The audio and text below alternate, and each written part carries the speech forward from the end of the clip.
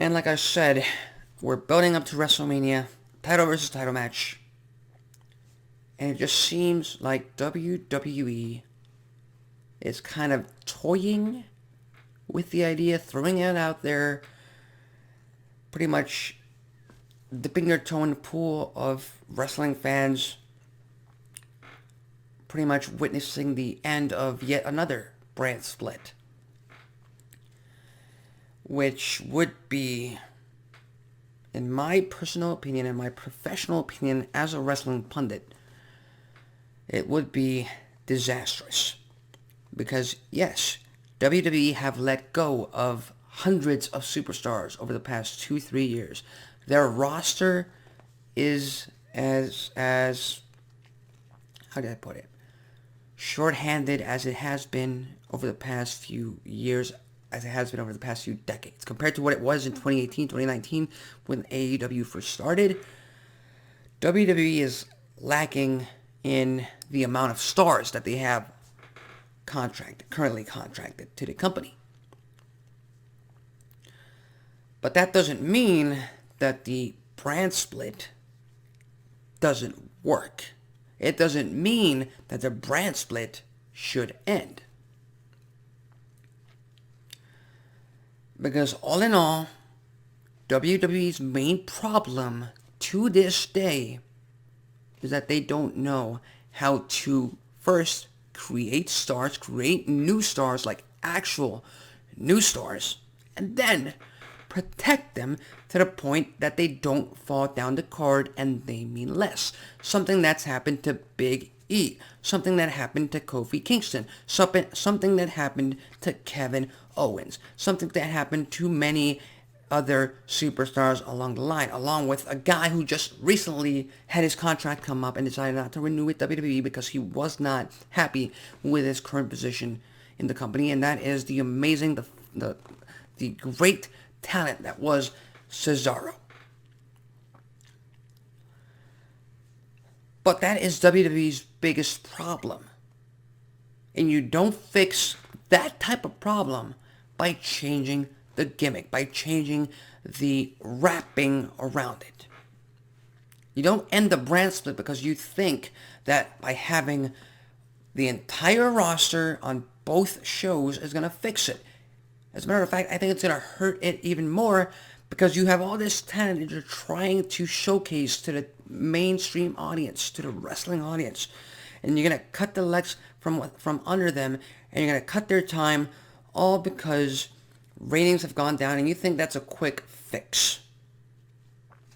And a lot of wrestling fans out there are going to be bringing up the point that back in the Attitude Era, they didn't have separate rosters, and they still created stars. They still made for some fantastic moments. Yeah, they did. They absolutely did. But guess what? That was the writing. That was the characters. That was the talent. That was the audience at the time really connecting with what the World Wrestling Federation at that time was putting on your screens. Everything came to be, and that worked.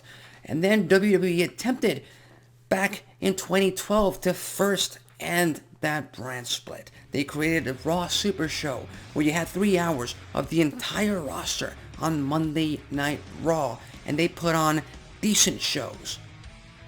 And then you had Friday Night Smackdown, where it was pretty much a repeat of Raw. You had rematches from that week's Raw on SmackDown, and it was just unwatchable. Nobody wanted to watch the Blue brand at all, and nobody did. Nobody did. It offered great wrestling. I'm not going to deny that, because you had stars like Daniel Bryan and John Cena and Randy Orton and Christian and many, many more during that era, putting on some great matches on SmackDown that meant nothing because they were rematches and they were just there as book holders for the next week's Monday Night Raw, because WWE's creative team was unable to build up any superstars, any entertaining storylines for us to really tune into WWE's product at the time. And if you think that the WWE is going to do the exact same thing in 2022 after WrestleMania with the end of the brand split, you are severely mistaken. Because like I said, you don't change the gimmick, you don't change the wrapping on something that is broken. You fix it from within. You work on it tirelessly until you get results. And the brand split should be working. It should be working. They should be trying to give us different feels for each show, like they did in 2003, 04, and 05. Don't give us separate pay-per-views. That didn't work. They don't have the talent for that. Or actually, let me rephrase. They don't have the amount of talent for that yet. But all in all, if you want to create new stars, if you want to showcase new stars, new talent on this platform, you keep the brand split. You keep the separate titles. You keep the dual titles in this case, to put it that way, and you work with it and you try to fix that. So with that said, you already know my thoughts. Don't end the brand split. I'm hoping they don't. We'll see what happens down the line. What do you think? Do you think WWE would benefit from having the entire roster appear on both shows and unifying the tag team championships, the world championships, the women's championships, unifying them all and just work their way from there? Or do you think that they should really commit to having the brands be separate, having separate rosters, and see if they can actually give us some good content? Leave your thoughts, comments, and predictions on the comments section below.